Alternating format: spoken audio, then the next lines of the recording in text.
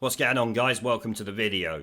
As you all know, we are in the midst of a Labour leadership election, following the Corbynated Chickens' record-breaking defeat in the 2019 election. Well, one of the candidates tipped by some to be the best chance Labour has at regaining some ground and maybe power has now literally ended any hopes the Labour Party had of her being the saviour many claimed she would be. I am of course talking about Lisa Nandy, who for the last 2 days has been digging a hole similar to the one made by Joe Swinson and the Liberal Democrats in the run-up to the last election, where Swinson claimed she could win 200 seats and become the Prime Minister, which turned out to be nothing more than the fantasy politics Andrew Neil pointed out, since she lost her seat and the Lib Dems ended up with a meagre 11 MPs. Not the 200 they once claimed. But Lisa Nandy, like Joe Swinson, has jumped on the ultra-woke bandwagon that has her signing up to a set of conditions pushed by a transgender pressure group that actively wants Labour MPs to denounce women's groups who rightly don't want trans women to be allowed into their protected spaces.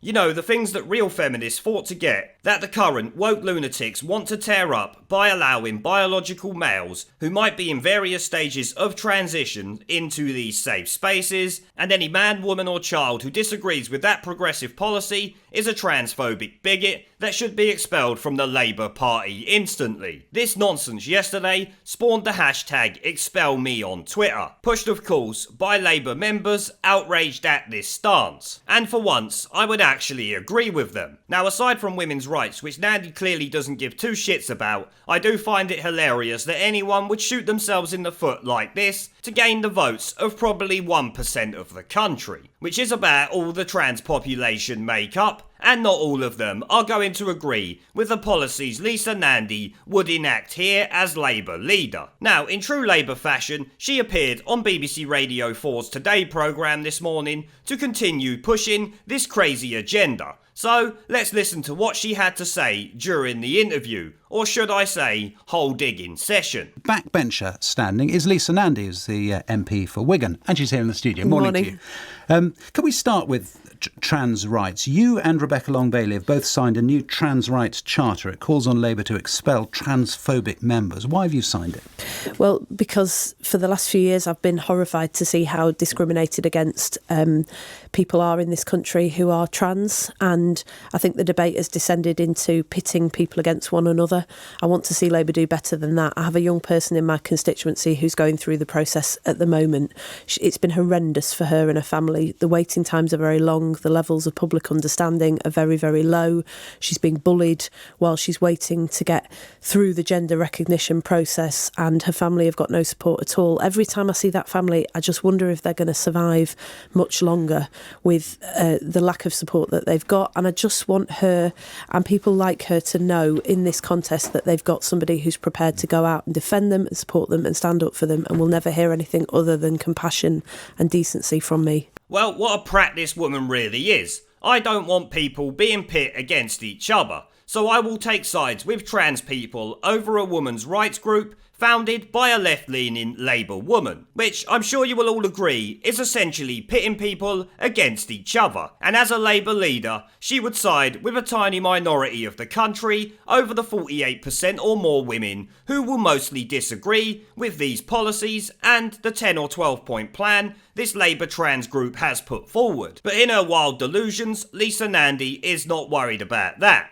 She has reasons for backing this policy because of someone she met who is struggling with this issue, which is fair enough, I guess, sticking up for your constituent, even if it is massively misguided if you want to win an election. But as I said, this Labour shitweasel doesn't seem to care about that, with the ridiculous statement about every time she sees this family and how she worries they won't survive. What the actual fuck is risking their lives that mean they won't survive? A member of their family is transitioning, not becoming a fucking werewolf. The family are not in mortal danger to need to survive anything. So what the hell are you even talking about, Lisa? It really doesn't make any sense to me that without support, a family is going to struggle to survive someone transitioning. Maybe you guys can help me out down in the comments section. But I guess Lisa is right about people not understanding these transgender issues, because I had no idea before now that transitioning put your family in mortal danger. That mean we should label them survivors or worry for their survival in general. Unless maybe she thinks the so-called hate group Women's Place UK is planning to harm entire families,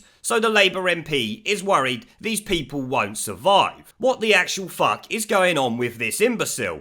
I get they are a bit deluded, but this is reaching new levels from someone who claims to know what the voters Labour lost last year want, and to be able to bring them back. I can tell you now, Lisa, this bullshit is not something that will do that. But carry on, there is still more of a hole to be dug. Point 9 of the charter you've signed says organise and fight against transphobic organisations such as Women's Place UK and other trans-exclusionist hate groups. What's your evidence that Women's Place UK is a hate group? Well, willfully trying to go after trans people, causing offence and... causing offence? Causing offence, causing real harm, causing harm with the words that we use, with the language that we use, with the lack of tolerance and understanding. You know, I've been someone who's been very, very tough about this over the course of my lifetime for a good reason, because I'm half Indian. I've experienced discrimination and hatred.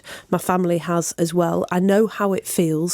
And I know that it cannot be left to those who experience it to stand up against it. And that's why I signed this pledge. Is it hatred, though? It's a very tough pledge, but it's important that we are tough on it. Is it hatred? So in that clip, the BBC host asked Nandy what evidence she has that makes this woman's group a hate group. Because both her and Corbyn in a skirt, Rebecca Wrong-Daly, have both signed up to this nonsensical list of demands. And I think even the BBC host is completely baffled by that. I mean, you can literally hear his shock when she claims the reason they are a hate group is because they won't follow the dogmatic agenda that refuses to listen to common sense or biological fact, and instead will call out the nonsense trans activists push. I seriously can't believe she tried to give reasons for calling this women's group a hate group rather than standing up for said women's group against what is blatantly a direct attack against them by this trans pressure group. I don't know about you guys, but to me it seems the group Lisa Nandy is defending are the ones who sound like hateful and intolerant people. And because of that, Lisa Nandy is completely lost to the woke nonsense in my opinion. Claiming people causing offence means they should be kicked out of the Labour Party is incredible. What the fuck is actually going on with the world these Labour Party MPs are living in? What happened to sticks and stones may break my bones, but words will never hurt me. Can anyone tell me? Personally, I blame politicians like this bint crying on TV and radio because someone's poor fifis are hurt by mean words, which in turn allows this insanity to continue infecting the minds of the youth. I could be wrong, but that's what it looks like to me. Now let's move on, because she's not finished yet, turning off voters in their droves. Important that we are tough on Is it hatred for people in Women's Place UK to say we want there to be, in Britain, places where people who have a Y chromosome and are anatomically male should not be allowed to be? I think it's absolutely right to be able to have a debate about it with decency and compassion. That isn't the debate that's been conducted over the last few years. But in terms of safe spaces, I used to work for the charity Centrepoint. We ran hostels where we would admit young people from all sorts of different backgrounds. And we often came up against this issue where, I remember a few years ago, we had Eritreans and Ethiopians both being placed into the same hostel.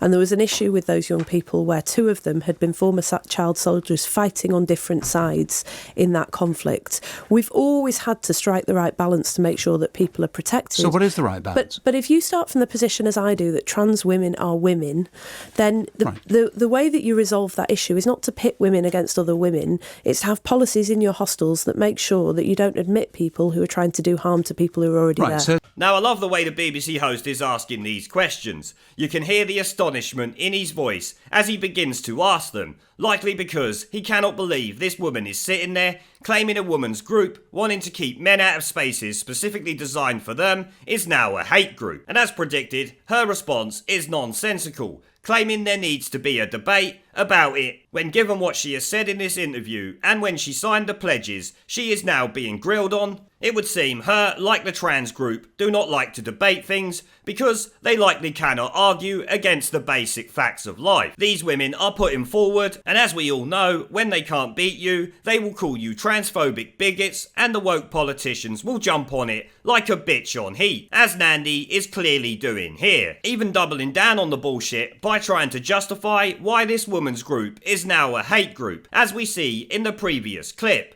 She is right that the debate on this topic over the last few years has not been very good, but I'm sorry to say the disgraceful behaviour seen is coming from the activist types Lisa Nandy is now backing, who try to shut down the debate anytime someone points out facts that don't agree with these people's feeling. Lisa has just jumped on something that might be popular on social media and ran with it. Pretty much the same mistakes we see in the lead up to the election from Labour and the Lib Dems. Good news for the country, as they are still not learning the lessons that they should be. But pretty amazing considering she has been rightly blaming the Corbynated chicken for Labour's worst election defeat in 85 years up until now. I guess them Twitter pressure groups got through to her in the end, which, in the scheme of things, doesn't really matter, as I highly doubt she stands any real chance of winning the Labour leadership contest, even before this car crash interview. Now, she finished up that clip with some bullshit story about two refugees who had fought in a conflict against each other,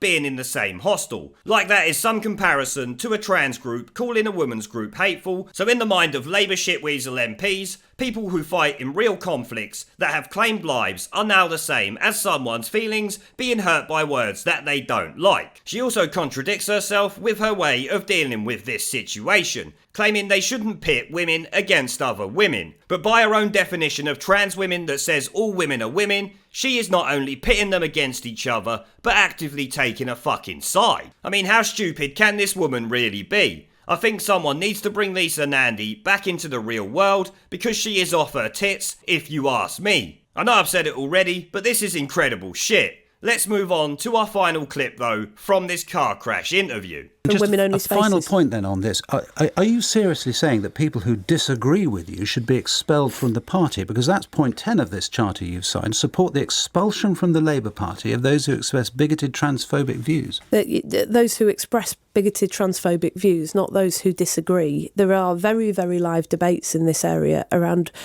how you protect people, how you support people.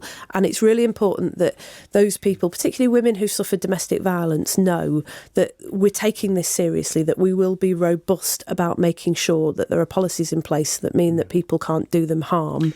But I do really think that we've got to calm this debate down. We've had, over the last few years... I suppose that's the point, isn't it? This charter doesn't calm it down. It actually calls for people to be expelled. Well, I think it does calm it down, actually, because I don't want anyone to be in the Labour Party who is willfully trying to do harm to other people. Right. We've seen it in the last few years. If you were leader, you would go ahead with expulsions. People would be expelled. We should exclude Ruth Sawatka, who's a well-known Labour left person, we've had her on this programme quite often, who set up Women's Place UK, should be out. We should exclude people from the Labour Party who are trying to do harm to other people, and that is because we're better than that. We're a compassionate party. We believe in a compassionate society, and we've got to live those values. Now, the host points out the obvious contradictions she is saying, as I did, compared to the charter that she signed up to. I think he is trying to say, come on Lisa, you can't be that stupid. You have just said you want to essentially shut down the debate because a trans group claims other people have hurt their feelings. Like most of the world, even the shitweasel BBC know this charter won't calm anything down. Expelling people is not calming it down or allowing the debate. It's an attempt to censor things you don't like, regardless of their merits. But wow, the mental gymnastics needed to reach the conclusions Lisa Nandy has are truly fucking incredible. It's almost as bad as the Corbynated chicken's claim he won the argument at the last election. These people are literally batshit crazy, and this is supposed to be the moderate Labour Party's best hope. Don't make me laugh. She is a delusional spunk trumpet who it seems is banking on the smallest minority vote out there to win an election if she was the leader. You really couldn't make this shit up, could ya? But always remember guys, women wanting their own spaces is now considered a hate group. But on that note guys, I am going to end the video there. Now before I go, I've started doing live streams and uploading gaming content on my second channel. If you would like to come and join me for a live stream to chat in real time, have an interest in gaming related content on YouTube, or just want to follow me over there because you are a legend, the link will be down in the video description below and as a pinned comment. I hope to see you all there. Now as always, before I go, I want to thank our PayPal, Patreon, Subscribestar and YouTube members for supporting the channel, along with everyone who watches my videos. Remember to let me know what you guys think down in the comment section below. Leave a like, subscribe with the notification bell and share this video as it helps the channel a lot. And I will see you all in the next one.